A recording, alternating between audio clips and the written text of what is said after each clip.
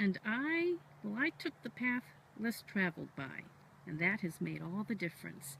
Hey everybody, it's Sue Scott of the Back 10 Feet, and right now I am live in the Charlotte Harbor Flatwoods in Charlotte County, Florida. That's on the west coast of Florida, down near Lee County where I live. And this is a state preserve, and it's mostly a pine slash pine flatwood. And there is this big path right down the edge here for people to walk. You might be able to hear traffic even on this, because I'm not far from US 41 actually. But this is a beautiful state preserve, and I just want to start sharing that with you. Look at the beautiful blue sky. The sun is shining. It is absolutely gorgeous today. Probably about 83 degrees right now. And it's been really, really hot in Florida lately and dry. We've just had some rain recently, which is good, because these are usually the hottest and driest months for us, March, April, and May. What's amazing, though, is how these plants, these trees, these shrubs, these wildflowers survive here. It really is amazing. Now, a lot of you may be looking at this and going, wow, there's a lot of pines that look pretty scrappy and some shrubs that look pretty scrappy and a lot of brown. What are you talking about, Sue? Well, let me tell you, here in Florida, there's a lot to see if you take the time to look, especially if you look down. I want to share this with you. And look how tiny and delicate. I believe it's Pineland heliotrope. Look how beautiful that is. And look how small. Isn't that something? And there's so many of them. Look at this. See? See how many there are? They're everywhere, mixed in with all the brown. And the brown is beautiful too. Look at all this. There's green and there's white. There's all kinds of wildflowers right now. And there's shrubs. Like this scrappy looking guy is a wax myrtle. This is a really important plant here in Florida for the yellow-rumped warblers. When they come down, it's really important for them to have these plants to feed on. They produce the bayberries that the warblers love so much. And there's a lot more color than you think. Oh, listen to the crunch. Oh, look at this. Look who's on this plant. Let's see. Oh, can you see him? Let me see if you, there. It's kind of hard to see. It's not focusing well. Let's see if I can get a good focus. Come on, focus. Whoop. Let me turn this. Here we go. There's somebody. Everybody's somebody. And that's the other thing I want to talk about. I know this may not look like much to you guys, but keep in mind, nobody comes here and dumps bags and bags of fertilizer. Nobody comes here and sprays gallons and gallons of pesticide. And yet all the plants aren't just surviving, they're thriving. And how can they do that? And let's look at the soil here. Look at this, okay? This is sand. Do you see that? Let me get it up here. There you go. Look at that. Sand. So how do these plants survive here? Well, the amazing thing is, there's life in that sandy soil. Absolutely life. There are microbes and bacteria and fungi, and they all work together to help these plants survive. In fact, the fungal network is what helps these big old slash pines really do their job. It helps create more surface area for their roots, and if you were to go down underneath the ground here, their root networks would be probably 3 times as tall as the trees themselves. Look at that. These trees can get 80 feet tall. It's just amazing. So the way these plants survive is by utilizing wild things in the soil.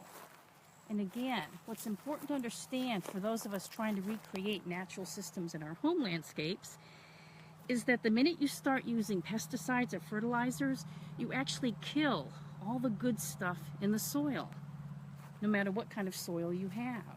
And when you kill all those good microbes, you're effectively making it so that your plants will now have to depend on all those man-made chemicals.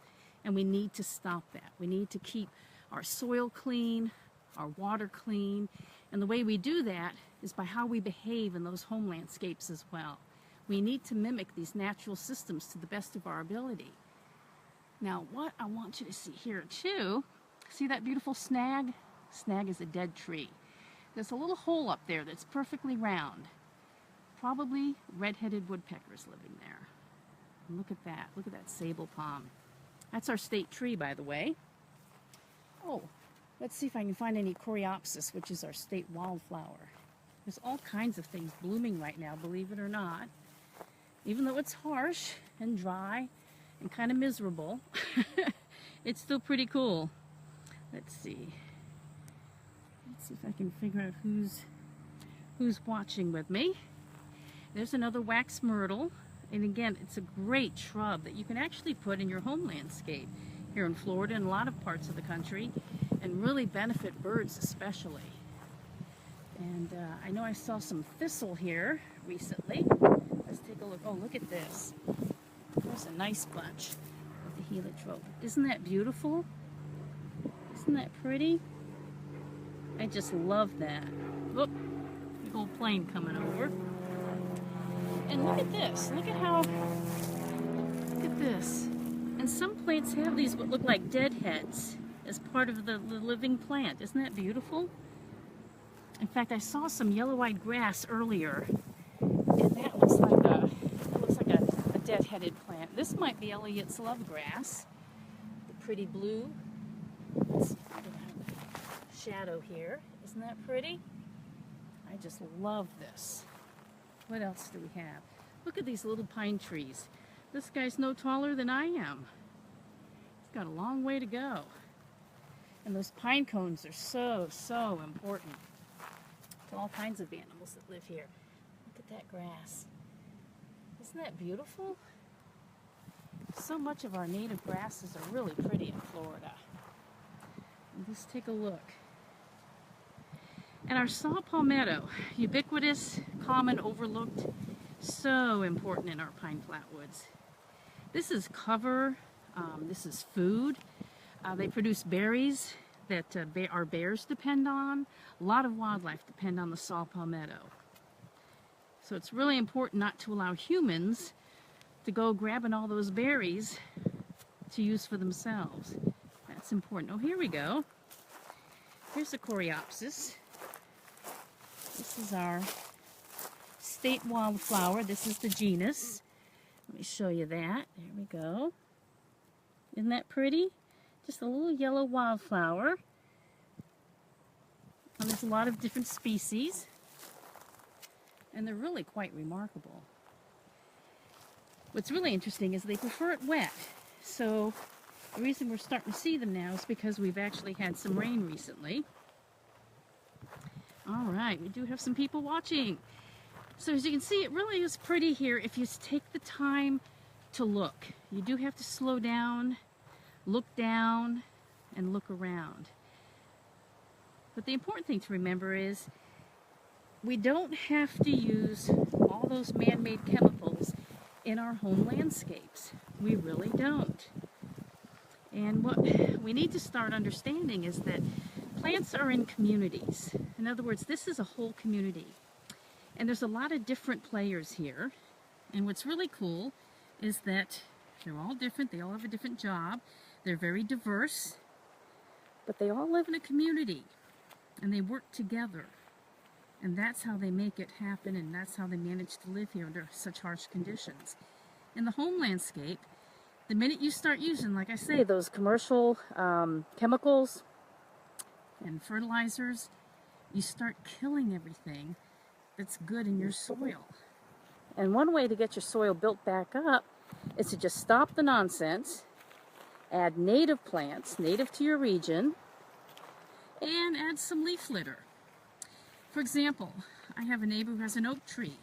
And when that oak drops its leaves, I gather those up and use them. It's the perfect mulch because the leaves often have living microbes on them that are so important. So that's something to think about.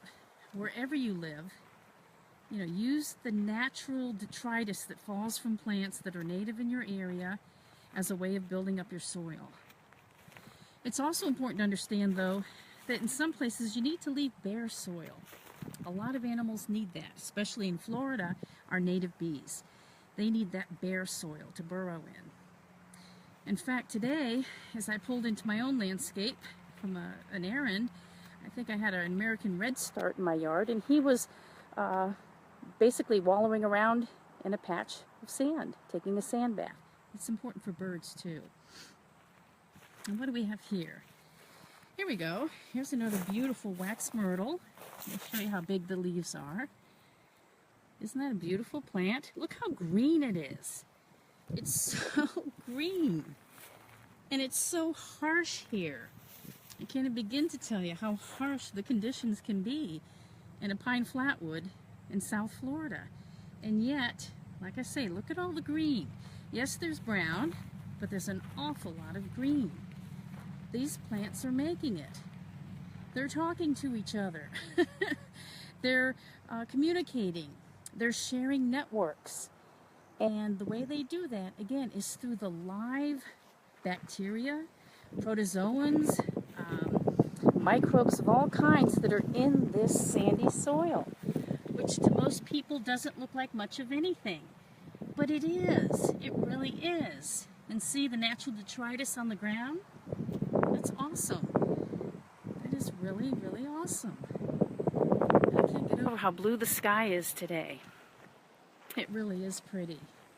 Let's see if we find some more interesting plants here. Let's see what else there is. It's nice and crunchy here, that's for sure. There's some grasses. Aren't they pretty? I don't know who everybody is, but... And if you look this way, you're going to see not only a lot of palmetto, but a lot of that wax myrtle. Such a great plant to have, especially in South Florida. It can take wet, it can take dry, it can take everything. Here we go. Here's some thistle. Let me tell you, those leaves get pricky too. And it's gone to seed. And it's the right time of year to do that, because once these seeds are dispersed, we should be getting rain about another month, and they'll be ready to grow. And look down here. Look how tiny this plant is. It's a little different than the pineland heliotrope, another white flower, but look how tiny. Look how tiny. It's, it's so amazing. And look at all the brown things dancing in the wind. It's really quite beautiful. Just wanted to get you a view of all this. It's really quite pretty. I hear some birds in the distance. I've walked here before and actually had bald eagles fly right over my head. And there are deer, hogs, which are not native here, panthers and bears up in this area. You know, you only hope you can see one from time to time, but I haven't yet. I haven't yet, but you never know. I keep hoping on something like this, I might run into something just so to share with you guys. That would be pretty awesome.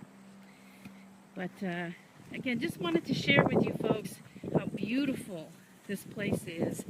That going out into preserves wherever you live is so important. It keeps you connected to nature.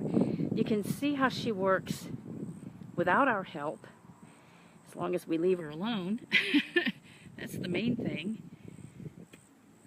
And if we try to recreate this, not this exact system as it appears right here, but if we try to recreate the relationships in our own home landscapes, our business landscapes, public landscapes, then the plants are going to be healthier. It's going to be easier to maintain, not harder. But the first step for all of us and our friends and family is to stop using those horrible, horrible chemicals that you can get at Walmart and Home Depot and Lowe's. That's not the place to shop for gardening. If you want to shop for gardening, you find a local native nursery and you buy plants native to your region, native to your area. And that's how you create a beautiful landscape. So I just had to share this with you guys. It really is quite beautiful.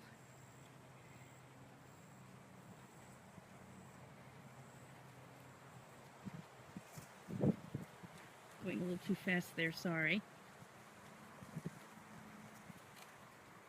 So next weekend, I'm going to meet a friend, Dana Moeller, at his landscape. He is actually trying to recreate some wetlands, and we're going to take a look at that. I'm actually going to record that, and we'll post it on my YouTube channel and share it with you that way.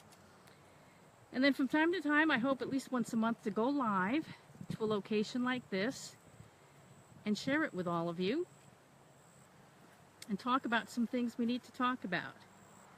The main thing I want to leave you with is this. Please go native. No matter where you live, there are plants native to your region, to your area, that can do so well for you.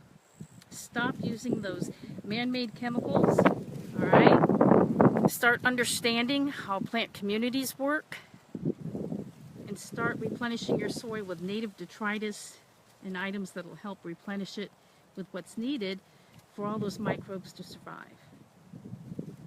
So in the Charlotte Harbor Flatwoods in Charlotte County, Florida, this is Sue Scott signing off for the Back 10 Feet and wishing you all a moment of being able to travel a path less traveled by. Thanks.